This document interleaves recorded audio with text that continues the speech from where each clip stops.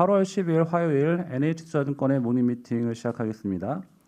뉴욕 증시는 혼조세로 마감했습니다. 다우지수와 S&P 500이 각각 0.3%, 0.09% 내렸고 나스닥 지수는 0.18% 올랐습니다. 섹터별로는 헬스케어가 0.4% 올랐고 필수 소비재도 0.3% 상승했습니다. 반면 에너지 섹터가 1.5% 하락했고 부동산과 산업재도 0.4%씩 내렸습니다. 유가 하락세가 이어졌습니다. WTI가 전일 대비 2.2% 추가 하락해서 배럴당 66.8달러로 내렸습니다. 코로나 델타 변이 확산에 따른 수요 우려가 작용했습니다. 호주에서는 모더나 백신 사용을 승인했다는 소식에 모더나 주가가 17% 급등했습니다. 이 밖에 코인베이스 주가는 화요일 실적 발표를 앞두고 있는데 비트코인 가격 랠리에 힘입어서 8.6% 올랐습니다. 미국채 10년물 금리는 1.325%로 올랐고 비트코인은 46,000달러 안팎에서 거래 중입니다. 네, 오늘은 저희 산업기업 리포트하고 해외기업 리포트 준비되어 있고요. 네, 먼저 건설 건자재 산업부터 발표하겠습니다. 이민재 연구원입니다. 예, 각 당 예비 후보 대선 후보들이 이제 부동산 정책들을 언급을 하고 있습니다. 그래서 첫 번째로 이제 민주당의 이재명 후보의 경기도지사의 이제 부동산 대책을 조금 볼 예정이고요.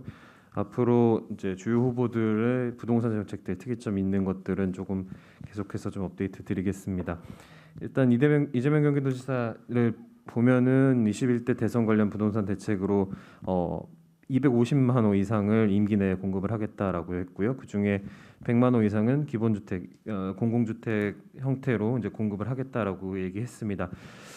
일반적으로 지금 정부에서 이제 추구하고 있는 공급 확대를 계속 좀 이어간다라고 보시면 될 것 같고, 재건축 재개발의 형태라기보다는 아무래도 공공개발 형태의 지금 정부의 어떤 성격을 계속 좀 계승한다라고 좀 보시면 될 것 같습니다. 근데 특이점은 이 기본주택이라는 거고요. 기본주택은 기본적으로 중산층을 포함해서 무주택자가 건설 원가 수준의 이제 저렴한 임대료로 상대적으로 유리한 위치에 30년 이상 거주권을 갖게 되는 공공주택의 개념인데, 이게 이제 갖고 가는 의미가 일반적으로 공공주택이라고 하면은 뭐 아파트 품질이나 어떤 브랜드 면에서 좀 떨어지는 부분들이 있었는데, 이런 부분들을 좀 보완하겠다라는 형태라고 좀 보시면 될 것 같습니다. 그래서 기존의 공공주택 확대가 됐을 경우에는 이제 브랜드 경쟁력을 갖고 있는 대형사들한테는 큰 기회가 되지 못했는데, 이런 형태로 좀 퀄리티가 올라가는 형태로 공공주택이 공급이 된다면 대형사에게도 기회가 될 수 있다라고 보고 있습니다. 그래서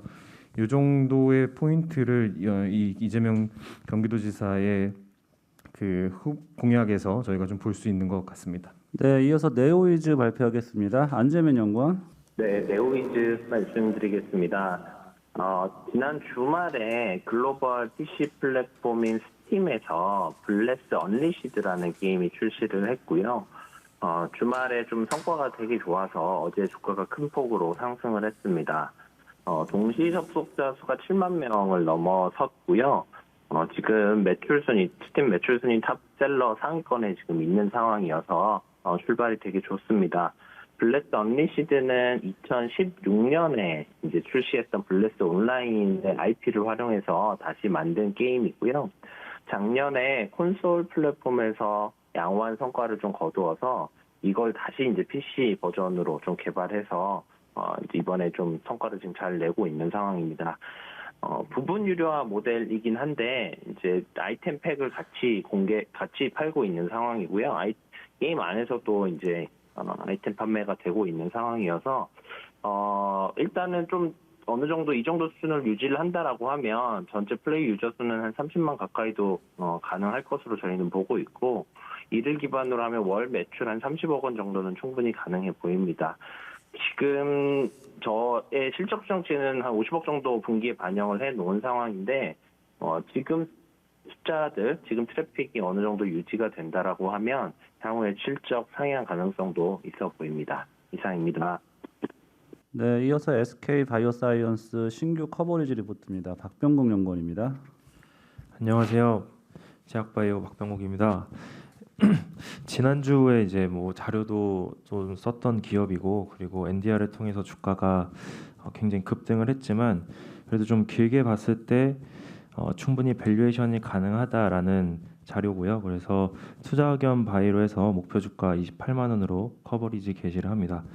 CDMO의 가치는 6조 원 보고 있고요. 그리고 코로나19 GP510 자체 백신에 대해서는 9조 4천억, 그리고 사노피랑 공동 개발하고 있는 폐렴구균 백신 같은 경우에는 1조 1천억 원, 그리고 기존 사업도 1조 1천억 원, 그리고 캐펙스의 멀티플을 적용한 순연금 가치를 3조 6천억 원 등을 받고요. 그래서 총 기업 가치는 21조 3,154억 원으로 추정을 하고 있습니다. 그리고 올해 매출액 같은 경우에는 1조 834억 원, 그리고 영업이익은 4,857억 원을 보고 있습니다. 일단 주요 포인트는 바이오 CMO라면 이제 캐펙스에 멀티플을 해줄 수 있어야 된다라고 생각을 하고 있습니다. 이제 한국 시장을 비롯해서 글로벌 시장에서는 지난 1, 2년간 삼성바이오로직스나 우시바이오 등의 CMO의 극적인 성장을 확인을 했는데요. 이들의 성장 스토리 자체가 초기 수주는 굉장히 어렵습니다. 그래서 그 노력을 좀 해야 되는데, 그리고 나서 이제 글로벌 제약사들과 이제 계약이 되고 나서는 트랙 레코드를 확보했다라고 평가를 받습니다. 그리고 나서 수주가 계속 확대가 되기 때문에 신규 공장을 증설을 하는 거고요. 예로 삼성바이오로직스 같은 경우에는 지금 2023년에 완공이 될 것을 목표로 하고 있는 4공장을 짓고 있습니다. 어쨌든 SK바이오사이언스 같은 경우에도 코로나19로 우수한 트랙 레코드를 확보했다라고 생각을 하고 있습니다. 그래서 이를 통해서 안동 신공장을 지금 증설을 할 예정이고요. 송도 R&PD 센터 등의 3년간 일단 계획된 것만 4천억 원의 캐펙스를 사용할 계획이고, 그리고 회사가 NDR을 통해서 계속 얘기하고 있는 부분은 순연금 1.2조 원을 가지고 있는데, 이것뿐만 아니라 향후 3, 4년간 3, 4조 원의 캐펙스 투자라든지 M&A 투자가 이루어질 것이다라고 강조를 하고 있습니다. 그래서 이렇게 폭발적 성장을 하는 CMO가 가지고 있는 현금의 가치에 특히 캐펙스 투자가 확정돼 있다면은 거기 이제 멀티플을 적용해도 될 거다라는 생각을 가지고 새로운 방식으로 밸류에이션도 좀 진행을 했고요. 그래서 거기서 좀 가지고 온 피어 그룹에 삼성바이오로직스가 있는데요. 지금 지난 5년간 3.6조 원의 캐펙스를 투자를 해서 지금 시가총액이 60조 원이 형성이 됩니다. 그래서 결국 배수는 11에서 23배 정도 캐펙스 대비 추정 가치가 나온다라고 보시면 될 것 같습니다. 그리고 마지막으로 좀 크게 보고 있는 것이 자체로 개발하고 있는 GBP510이라는 코로나 백신인데요. 일단 글로벌 3상 승인 신청 진행 중입니다.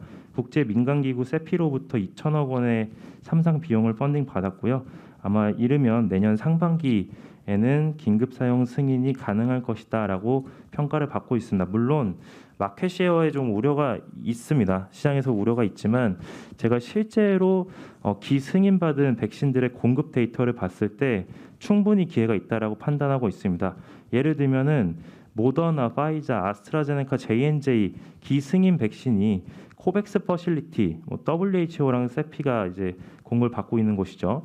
이곳의 공급 계약 자체는 10억 도즈 수준으로 됐지만 실제 공급 상황은 9천만 도즈 수준이라고 보시면 될 것 같습니다. 뿐만 아니라 지금 동사는 변이나 부스터샷에 대한 연구를 진행 중이고, 지금 제가 밸류에이션을 굉장히 보수적으로 마진율이나 프라이스를 굉장히 보수적으로 했음에도 불구하고 이 정도의 가치 평가는 가능했다라고 보시면 될 것 같습니다. 그 밸류에이션 관련해서는 뒤쪽에 좀 자세하게 넣어놔서 참고하시면 좋을 것 같고요. 좀 강조드릴 만한 그 CMO 시장을 좀 말씀드리도록 하겠습니다. 13페이지 보시면요. 13페이지에 그 표 13번에 삼성바이오로직스의 공장 증설 관련된 타임라인을 정리해놨다라고 보시면 될 것 같습니다. 아까 말씀드렸던 대로 캐펙스 투자는 1공장에 3,500억, 그리고 2공장 7천억, 3공장 8,500억, 그리고 지금 짓고 있는 4공장 같은 경우에는 1조 7,400억 원 규모로 캐펙스 투자가 됐는데, 이들의 가치가 지금 60조고 항상 따라다니는 표현이 고 PER 기업이라는 얘기입니다. 2020년 기준으로 PER이 223배, 그리고 당사가 추정하는 2021년 포워드 PER 같은 경우에는 157배로 사실 굉장히 높은 수준은 맞습니다. 그럼에도 불구하고 이런 가격이 시가총액으로 형성된 거는 CMO 산업의 고성장 논리가 시장에서 받아들여졌다라고 보는 거고요. 여기에 핵심은 앞으로 지어질 공장이다라고 보시면 될 것 같습니다. 그리고 17페이지 보시면 글로벌 CMO 기업인 뭐 캐털런트라든지 오시바이오라든지 이런 기업들이 움직임도 사실 똑같았습니다. 캐털런트 같은 경우에는 지난 5년간 설비 투자에 40억 달러를 사용을 했습니다. 삼성바이오보다는 돈을 더 많이 사용을 했죠. 그리고 올해도 5억 달러를 추가로 사용할 예정인데 결국 구조조정에 잘 성공을 했다라고 평가받고 이렇게 투자금이 잘 진행이 된 게 성과로 잘 나오고 있습니다. 그래서 정리해서 마지막 SK바이오사이언스 말씀드리면요. 22페이지 보도록 하겠습니다. 그래서 SK바이오사이언스의 CMO 가치는 순현금의 멀티플이 가능하다라고 보고 있습니다. 지금 현재 안동 공장 L하우스에서 배양 수트가 8개가 있는데 이 중에 CMO에 지금 할당이 된 게 총 3개다라고 보시면 될 것 같습니다. 그래서 이들이 지금 벌고 있는 게 일단 뭐 1,000억에서 2,000억 정도는 충분히 가능하고 올해는 정부 계약까지 나왔기 때문에 4,000억까지 가는 겁니다. 그래서 현재 CDMO 가치에만 6조 정도를 줄 수 있지만 아까 말씀드렸던 대로 앞으로 좀 사용이 계획이 된 캐펙스에는 10배에서 20배 정도의 밸류에이션 배수가 가능하다라고 보고 있습니다. 네, 그래서 좀 강조드릴 산업에 대해서는 이렇게 말씀드리고 뒤쪽에 자체 백신에 대해서는 내용 자료를 좀 참고하시면 좋을 것 같습니다. 이상입니다. 지금 뭐 이렇게 캐펙스 투자에 따라 캐펙스 투자를 하고 그리고 뭐 기업 가치가 커지고 뭐 밸류에이션도 더 받고 뭐 이런 논리, 뭐 삼성바이오가 뭐 보여줬던 모습 이런 부분들을 얘기를 하시는 것 같은데 그 삼바랑 비교했을 때 좀 차별화되는 투자 포인트 뭐 이런 부분은 좀 있을까요? 네, 답변 드리도록 하겠습니다. 일단 둘 다 CMO 비즈니스를 하고 있긴 한데요. 삼성바이오로직스 같은 경우에는 단일항체 치료제 쪽에서 본업을 하고 있다라고 보시면 될 것 같습니다.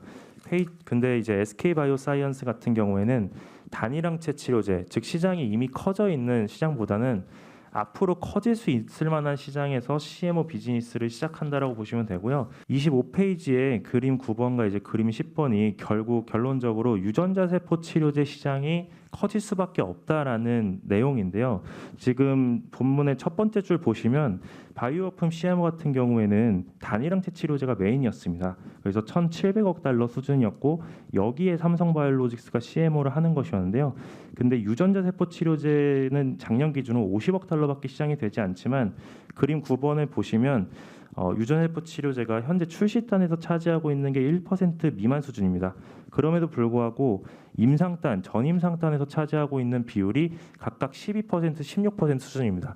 결국 5년 뒤, 10년 뒤에는 시장이 커질 수밖에 없을 것이다. 양산할 기회가 올 것이다라고 생각을 해서 뭐 캐털런트나 이런 기업들이 여기에 투자를 하고 있는 거고 SK바이오사이언스 같은 경우에도 아스트라제네카 백신, 즉 바이럴 벡터에 대해서 양산화 그리고 글로벌 수출에 대한 경험을 가졌기 때문에 여기서 좀 크게 성장할 수 있을 것이다라고 보고 있고요. 그리고 삼성바이오로직스 같은 경우에는 신약 개발에 영향이 사실 없습니다. 그럼에도 불구하고 SK바이오사이언스 같은 경우에는 지금 개발하고 있는 자체 코로나19 백신이라든지 사노피 글로벌 제약사죠. 여기와 공동 개발하고 있는 폐렴고균 백신에 대한 기대감이 사실 큰 상황입니다. 현재만 보면 그 메신저 리버에이션 방식의 효과 등에서 좀 인정을 더 받고 있는 상황이잖아요. 그래서 그 제조와 단백질 방식이 이게 또 내년에 이제 여러 다른 백신들이 또 개발이 되면 약간 좀 선호도가 더 떨어질 수도 있고 그런 우려감도 좀 있는 것 같고요. 그리고 추가로 국내 다른 업체들이 백신 개발하고 있는 좀 현황 업데이트 좀 부탁드릴게요. 네, 답변 드리겠습니다. 36페이지 보시면은요. 말씀 주신 대로 지금 제조합 단백질 방법이 있고 아니면 기승인된 방법에는 뭐 mRNA라든지 바이럴 벡터와 같은 유전자 세포 치료제 방식이 있는데요. 일단 제조합 단백질은 확실히 시장이 있습니다. 그 이유가 38페이지를 보시면 알 것 같습니다. 38페이지에서 보시면 첫 번째 문단에서 보시면은 결국 그 제조합 단백질 방식은 기존에 사용됐던 방식입니다. 그래서 안전성이 어느 정도 보장이 되어 있고 그 외에 지금 승인받은 뭐 mRNA 아니면 바이럴 벡터 이런 유전자 세포 치료제 방식은 여태 백신으로 쓰였던 적이 없었던 방식입니다. 그래서 뭐 아실지도 모르겠지만 지금 심장염이라든지 혈전증이라든지 이런 문제들이 뭐 30대에서도 많이 발생을 하고 있고요. 그래서 FDA가 경고를 하고 있습니다. 그렇기 때문에 이런 안전성 측면에서도 충분히 이들의 시장이 있을 것이다라고 보고 있고 두 번째 문단을 보시면 생산성과 유통 측면에서도 기대감이 큰 게 사실입니다. 일단 수율이 잘 나오고 있고 그리고 mRNA 같은 경우에는 마이너스 70도에서 마이너스 20도씨 굉장히 극한 상황에서 좀 보관이 되어야 되는데 이런 것들은 저소득 국가나 이런 유통 뭐 시스템이 없는 곳은 좀 많이 불리할 것이다라고 보고 있어요. 그래서 제조합 단백질의 시장은 충분히 있을 것이다라고 보고 있고 그리고 아까 코백스 퍼실리티의 공급 계약이 된 거는 기존 백신들이 10억 도즈 수준이라고 했지만 실제로 지금 생산들이 잘 안 되고 있습니다. 모더나도 이번 2분기 실적 발표 때 보고서로 말씀을 드렸지만 생각보다 생산이 많이 안 올라오고 있거든요. 네, 그래서 충분히 시장은 있다라고 보고 있고 그리고 간밤에 나온 뉴스인데 지금 미국의 그 보건 담당 참모인 앤서니 파우치가 부스터샷은 필요하다라고 얘기를 하면서 어제 미국 백신주들이 다 올랐습니다. 모더나가 17% 올랐고요, 바이오엔텍 14% 올랐고요, 노바백스 12% 올랐습니다.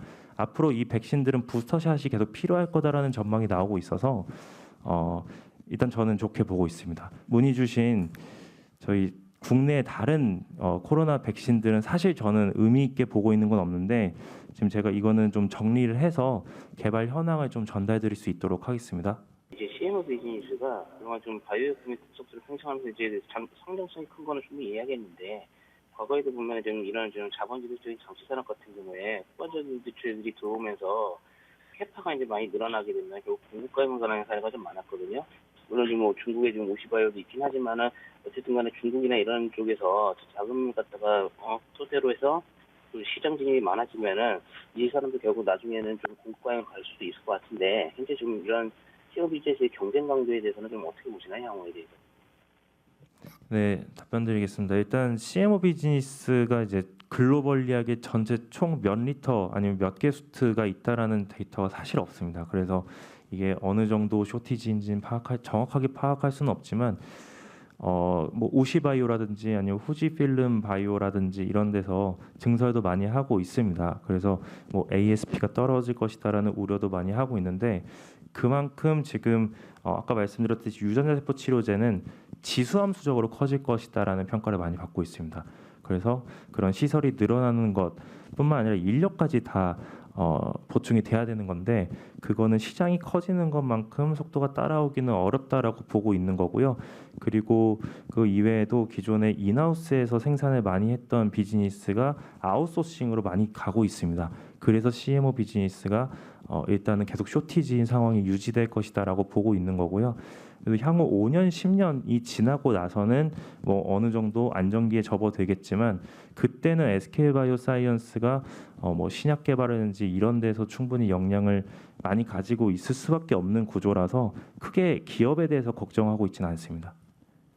네, 이어서 CJ제일제당 발표하겠습니다. 조미진 연구원입니다. 네, CJ제당 발표하겠습니다. 2분기 대한통운 제외한 영업이익은 3,799억 원으로 컨센서스 3,200억 원을 19% 상회하는 호실적을 달성했습니다.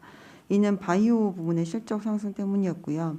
라이신, 트립토판 등 주요 아미노산 판가가 곡물 가격 상승과 함께 인상되었고 판매량도 급증하면서 기대치를 훨씬 상회하는 영업이익률 21.1%를 기록했습니다. 식품은 비우호적 환율 효과 그리고 글로벌 원재료 가격 부담에도 선방하였고요. 특히 국내의 경우는 다른 경쟁업체들은 1분기 중반부터 어려움을 호소했던 것과 달리 6.7%로 매출이 증가하며 꺾이지 않는 성장을 보여줬습니다. 해외도 현지화 기준으로는 전부 플러스 성장했습니다. 하반기 경우에는 이제 바이오 부분이 2분기 대비 실적이 둔화될 것이 아니냐라는 우려가 존재합니다. 예, 저도 그렇게 보고 있고요. 그렇지만 국내외 식품에서 계절적 성수기 시즌이 도래하고 또 가격 인상 효과, 수요 확대 수혜가 상반기보다 부각되며 전체 실적 상승을 견인할 수 있다라고 전망합니다. 2분기보다 성장폭은 둔화될 수 있겠으나 밸류에이션 매력도나 장기 성장 모멘텀이 유효하기 때문에 주가 조정을 우려할 때는 아니라 판단됩니다. 이상입니다. 네, 다음은 CS윈드 정현숙 연구원입니다. 네, CS윈드 말씀드리겠습니다. 투자 의견 바이 목표 주가 11만 5천 원 유지하겠습니다. 목표 주가는 22년 EPS에 PER 38배를 적용했고요. 글로벌 풍력 기업들 22년 평균 PER에 성장 프리미엄 10%를 부여해서 산출했습니다.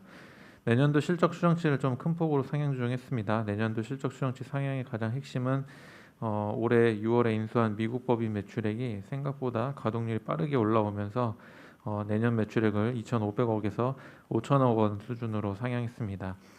장기적으로 설비 투자를 통해서 미국 법인 매출액은 7천억까지 늘어날 것으로 보고 있고요. 내년에 이익 성장이 미국 법인을 통해서 매우 가치성이 매우 높다 이렇게 좀 판단하고 있습니다.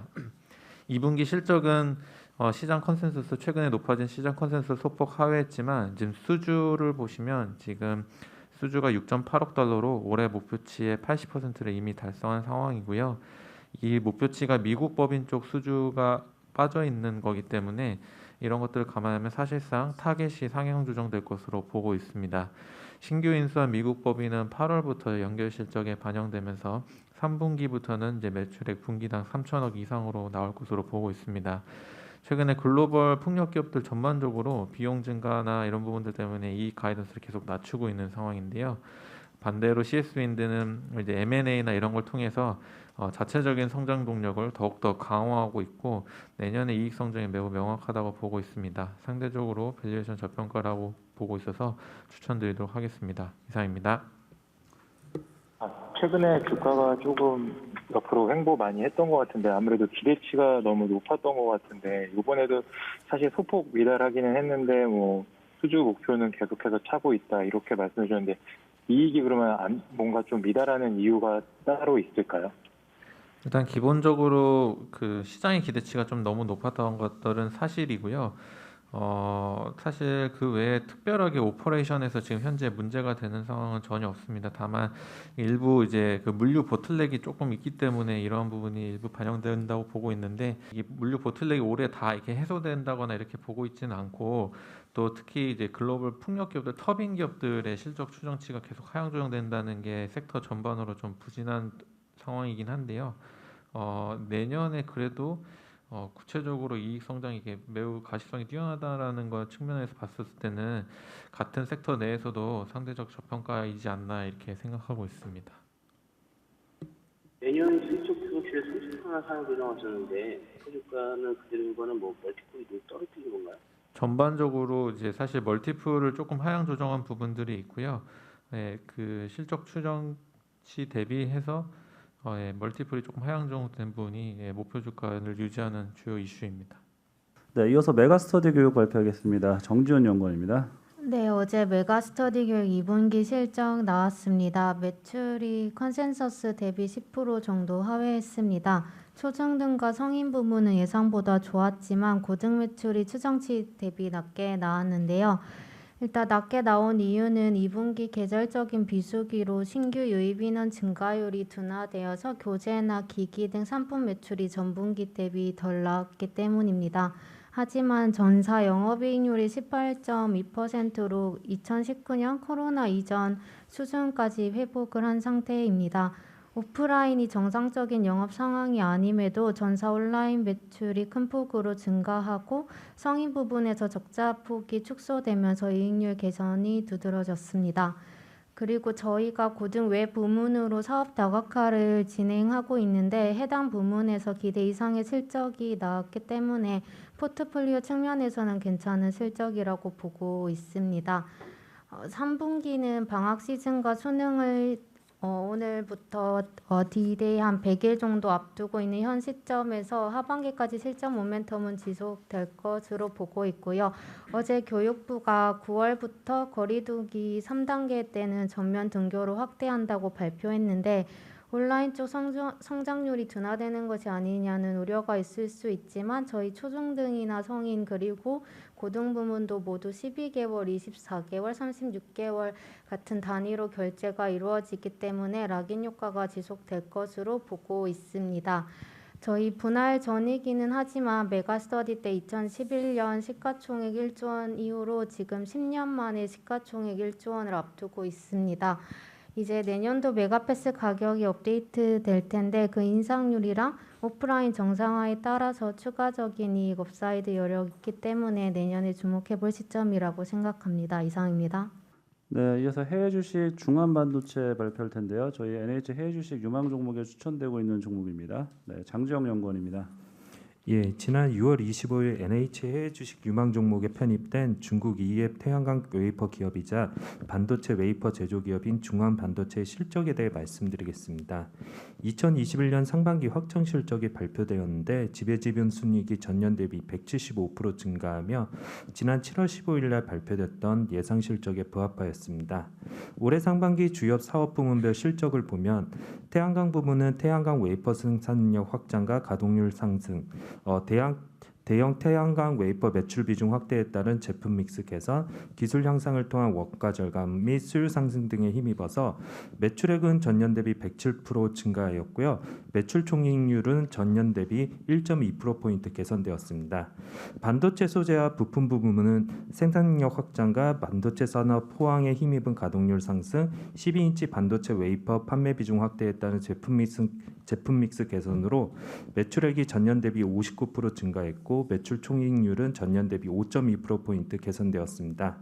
상반기 중 특히 2분기 실적이 이제 좀 가파른 성장세를 보였는데요. 매출액, 영업이익, 지배지분순이익이 각각 전분기 대비 36%, 56%, 73% 증가했습니다.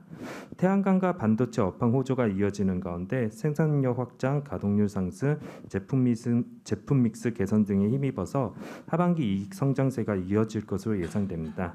현재 동사는 2021년 예상 PER 54배에 거래 중인데 중국 상장 태양광 피어 기업의 평균 2021년 예상 PER이 57배이고 중국 및 글로벌 반도체 웨이퍼 기업의 평균 PER이 285배로 SOTP 방식의 밸류에이션을 적용하면 동사 주가는 62위안까지 상승할 것으로 기대됩니다. 이상입니다.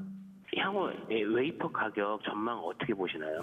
웨이퍼 가격 같은 경우 최근에 오히려 가격을 인하했습니다. 그래서 2분기 때 1분기에 이제 태양광 웨이퍼 가격이 고점을 형성했고요. 2분기 같은 경우는 1분기보다 업황이 조금 둔화되었던 부분 그리고 높은 가격으로 인해서 판매가 부진했던 부분들을 좀 반영해서 태양광 웨이퍼 업체인 윤기 실리콘이나 중환 반도체 같은 경우 오히려 가격을 좀 인하했습니다. 그래서 가격은 그렇게 가파르게는 아니겠지만 어느 정도 인하를 통해서 오히려 판매량 확대 그래서 이제 가동률 상승 쪽으로 좀 회사 쪽에서도 그런 부분을 이제 좀 포커스를 맞춘 것 같습니다. 네, 이상으로 모닝 미팅 마치겠습니다.